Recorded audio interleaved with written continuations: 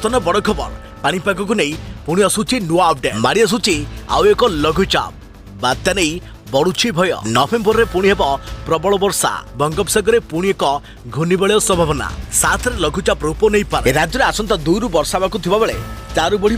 वर्षार परिमाण सेपटे तांडव रचुची बात्या नलके 91 रु अधिक लोक प्राण हरैथिबा बेले एवं शताधिक अधिक लोक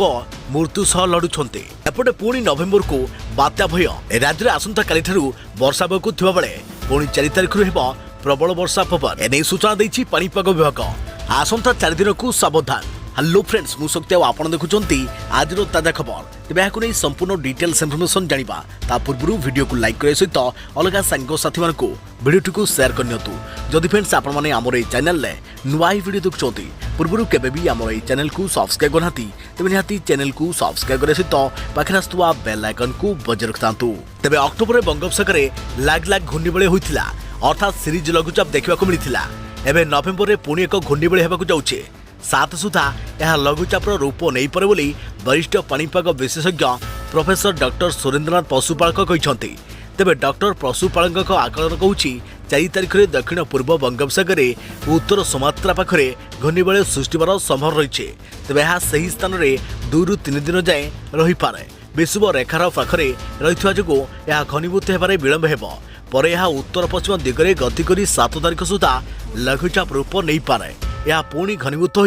देशर पूर्व उपकूल को प्रभावित करें बोली केतेक मॉडल आकलन करुछंती किंतु यह केते घनीभूत हेब और यार गति कुआड़ रहिबो ताकू लघुचाप सृष्टि होला परे स्पष्ट हे बोली से कहते कार्तिक पूर्णिमा जाए किछि स्थान रे पाग खराटिया रहिबा सह किछि स्थान रे पाग मेघुआ रहिबा सह प्रबल वर्षा सह मध्यम धरणर वर्षा अनुभूत हेब आज राति नवेम्बर 3 जाए उत्तर अभ्यंतर रे पाग आंशिक मेघुआ रहिबा सह वर्षा हेब दक्षिण अभ्यंतर रे 1 रु 2 रे एवं उपकूल रे 2 रु 3 रे पाग मेघुआ रहिबो तेबे 1 रु 4 तारिख भितर राज्यर अधिकांश स्थान रे राति बेलर तापमात्रा 3 रु 4 डिग्री जाए बढ़िबो रात 4 रु सर्वाधिक तापमात्रा 2 रु 3 डिग्री बढ़िबो एणु कार्तिक पूर्णिमा विशेष शीत हेब नाही बोली से कहते तेबे आसंता 4 रु 5 दिन जाए राज्य में दिन और रातिर तापमात्रा विशेष परिवर्तन हेबरी बोली आंचलिक पानीपाग विज्ञान केन्द्र पक्षरु कहा जायछे तेबे गतकाली दारिंगबाड़ी रे सर्वनिम्न तापमात्रा 11 डिग्री रेकर्ड होइछे कोरापुट रे 12 फुलबानी रे 12.5 सोनपुर रे 13 और भवानीपाटन रे तापमात्रा 13.4 डिग्री रहिथिला सेपटे बात्या रचुची कराल रूप सामुद्रिक झड़े मृत्यु संख्या 98 को छुईला 5 लाख अधिक परिवार प्रभावित